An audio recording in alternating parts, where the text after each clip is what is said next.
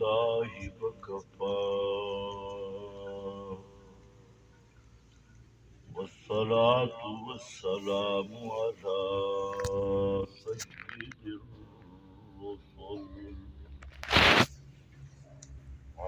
سيد الرسل وخاتم الأنبياء.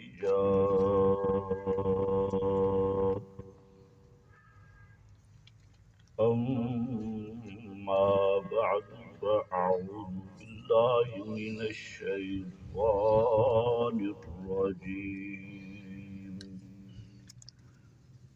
بسم الله الرحمن الرحيم. كتاب أحكمت آياته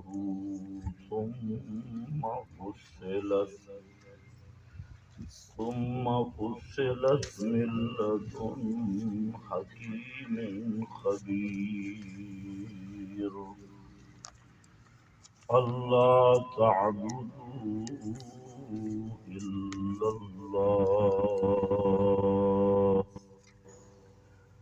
سبحان ربك رب العزة عما يصفون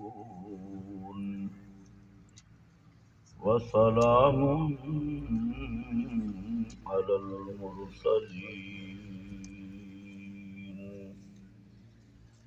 والحمد لله رب العالمين.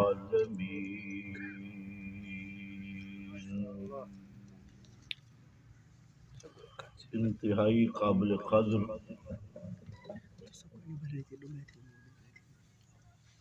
طلباء کرام، بزرگوں اور بھائیوں، آج ہم اس مبارک مجلس میں قرآن کریم کی تفسیر کا آغاز اور افتتاح کرنے لگے ہیں، جس کے بارے میں چند باتیں ذہن میں رکھنی ضروری ہیں۔ سب سے پہلی بات وہ ہے انسان کی نیت، کہ جب بھی کوئی عمل صالح اور نیک کام کی ابتدا ہو تو اس میں نیت کو خالصتاً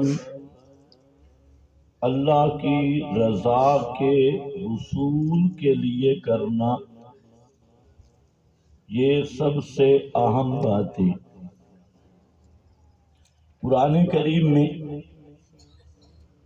اللہ تعالیٰ نے دو چیزوں کا ایک آیت میں حکم دیا، فَاعْبُدِ اللَّهَ مُخْلِصًا لَهُ الدِّينَ۔ فَاعْبُدِ اللَّهَ،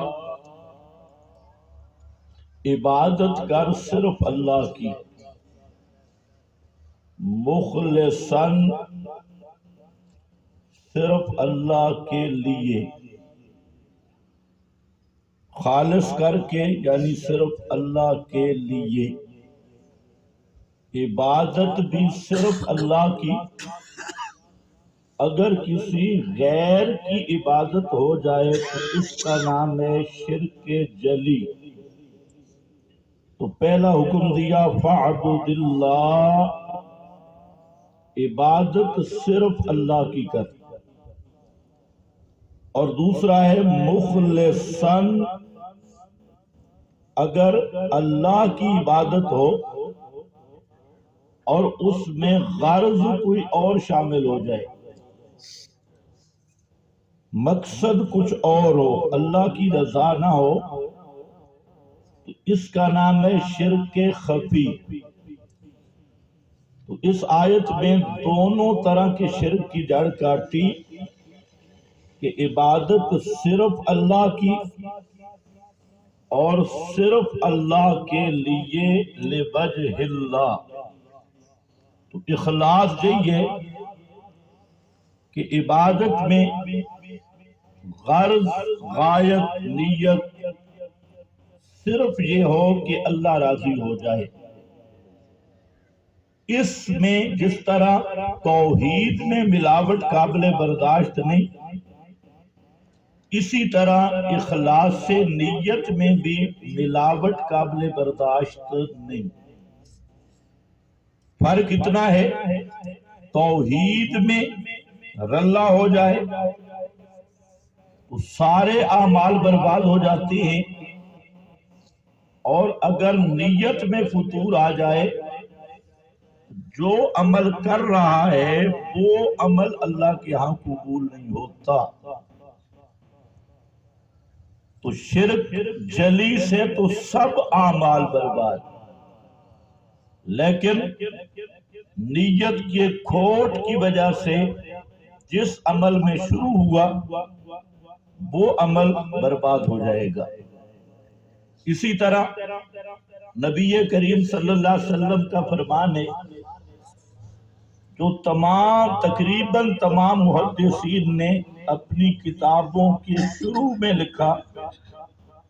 بخاری شریف میں بھی پہلی حدیث ہے، اسی طرح اور کتابوں میں انما الاعمال بالنیات، کہ اعمال کا دار و مدار کھوٹی نیت یا صحیح نیت پر ہے. اگر کھوٹی نیت ہے تو کوئی عمل صالح قبول نہیں، اور اگر نیت کھری ہے صرف اللہ کی رضا کے لیے تو وہ عمل قابل قبول ہوگا. تو یہاں اصل جو یہ حدیث لائی گئی اس سے بھی مقصد یہی ہے الفرق بین النیت الصالحہ والفاسدہ، کہ صحیح نیت اور فاسد نیت. اچھی نیت ہوگی تو عمل قبول، اور نیت میں فطور آئے گا وہ عمل برباد، اللہ کے ہاں اس کا کوئی ثواب نہیں.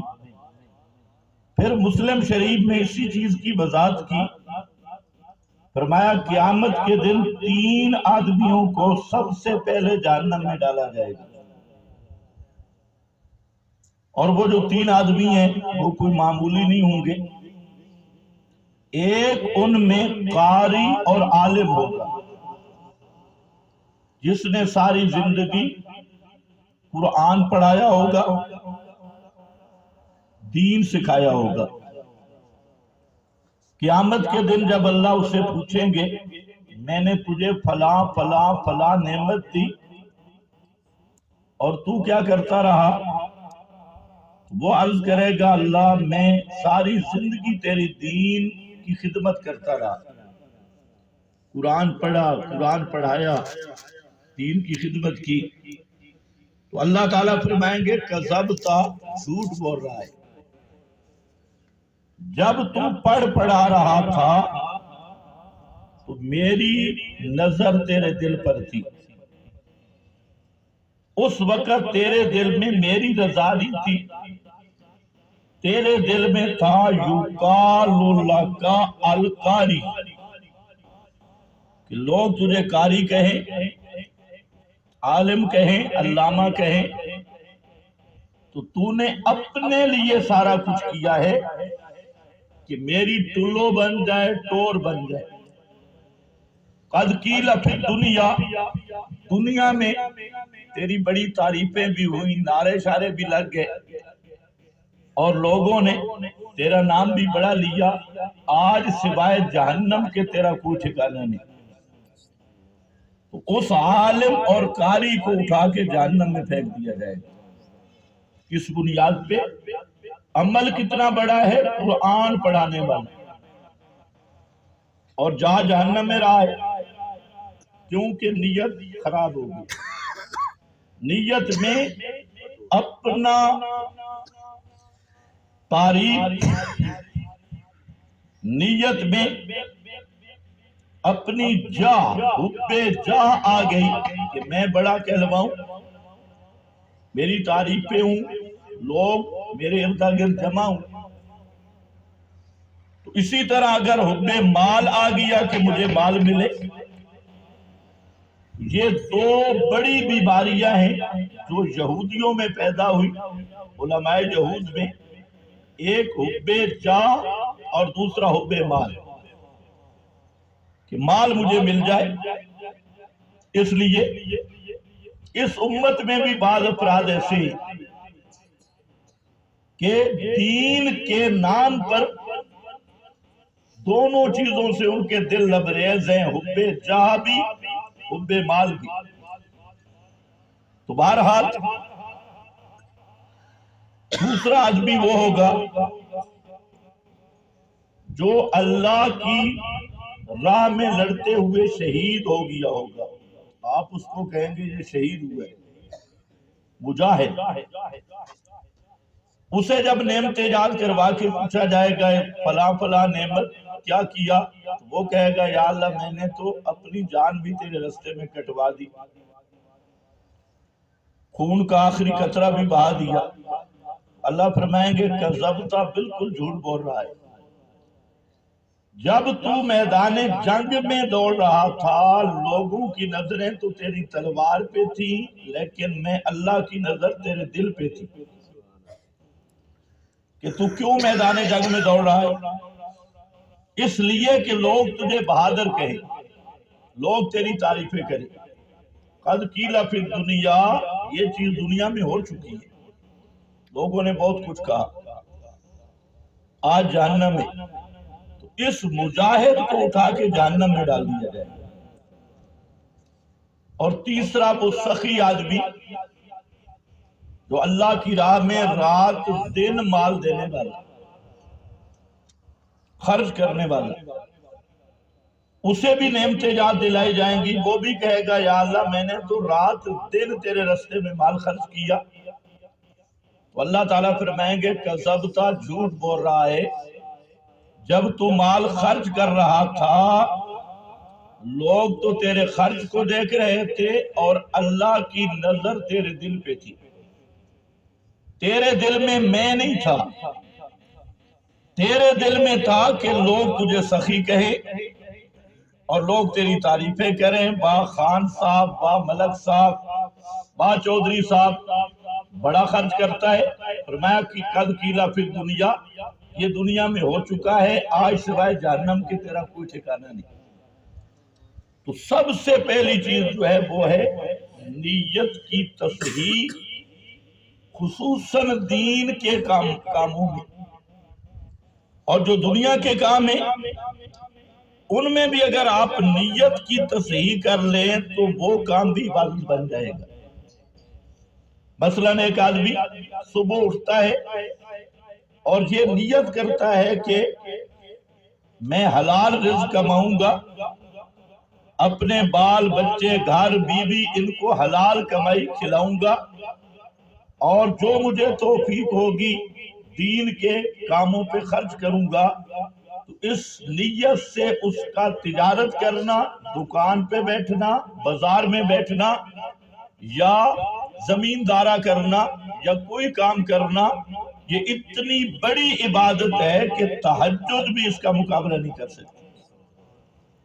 تو اصل بات تو نیت کی ہے. آپ صبح کام پہ سب جاتی ہیں، لیکن صبح سویرے ایک نیت بھی کر لیں، ایک عاد بھی کر لیں، تاکہ نیت مضبوط ہو جائے. اللہ تعالیٰ سے یہ عاد کر لیں کہ یا اللہ یہ تیری نعمت ہے، تو نے ہمیں زندگی کا ایک اور دن دے دیا، شاید یہ میری زندگی کا آخری دن ہو، اور پھر میں دنیا میں زندہ نہ رہوں. آج میں دعا کرتا ہوں کہ پورا دن مجھے توفیق دے کہ تیری رضا والے کام کروں، اور جن کاموں سے تو ناراض ہوتا ہے میں نہیں بچ سکتا، تو مجھے بچا. اور پھر نیت کر لے گھر سے نکلتے ہوئے تو کسی کام کے طرف بھی جائے گا دنیا کا کام ہو بشرطے کہ جائز ہو اور نیت ہو اللہ کو راضی کرنے کی، تو یہ آدمی سارا دن عبادت بھی، سارا دن، اور اللہ تعالیٰ کی توفیق بھی۔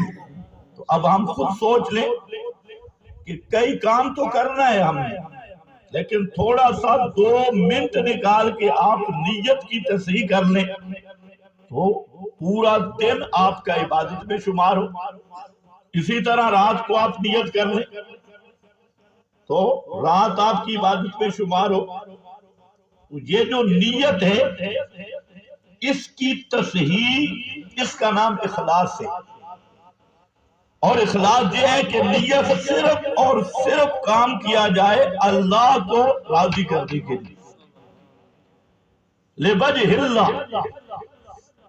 حضرت گنگوئی جو امام ربانی ہیں اور برے صغیر کی سرزمین پہ انہیں ابو حنیفہ ثانی کہا جاتا ہے، حضرت مولانا رشید احمد صاحب گنگوئی رحمت اللہ تعالی علیہ فرماتے ہیں کہ اخلاص یہ ہے کہ اگر کوئی تعریفیں کرے تو اپنے دل کا مطالعہ کر، خوشی نہیں ہونی چاہیے نعروں پہ اور تعریفوں خوشامد پہ، تجھے خوشی نہ ہو، اور اگر کوئی تیری مذمت کرے تو تجھے غم نہ ہو، مذمت کا غم نہ ہو، افسوس نہ ہو۔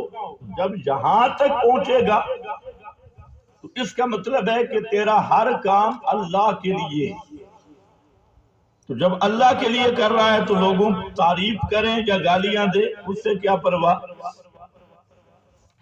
اور اگر آپ غور کر لیں کہ صرف اتنی بات ہمیں حاصل ہو جائے کہ جو بھی ہم دین کا کام کریں تو نیت یہ ہو یہ صرف اللہ کی رضا کے لیے کر رہا ہو، تو اب گالیاں بھی آئیں تو مزہ آئے گا۔ گالیاں لوگ دیں لیکن آپ کس کو راضی کر رہے ہیں؟ اللہ کو راضی کر رہے ہیں۔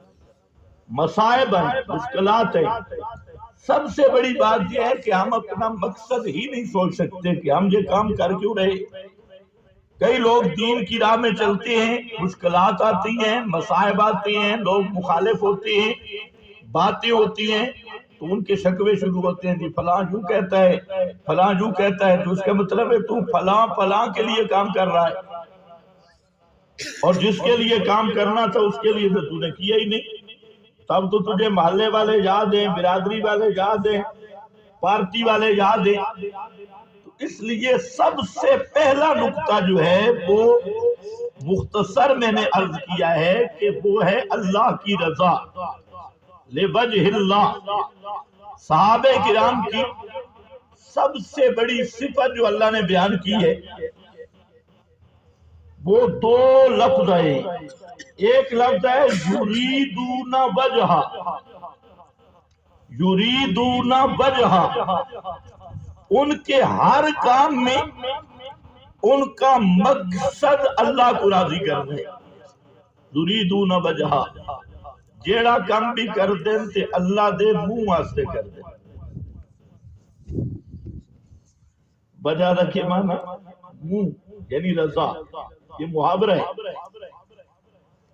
اللہ کی رضا کے لیے کرتی ہے۔ اور دوسرے مقام پہ ذکر کیا یبتغون فضلا من اللہ ورضوانا، تراہم رکعا سجدا، ان کا ظاہر یہ ہے اور ان کی جو نیت کیا ہے یبتغون فضلا من اللہ ورضوانا، ان کی ہر حرکت سکون میں مقصد ہے اللہ راضی ہو جائے، اللہ کے فضل اور رضا کو تلاش کرتی ہے۔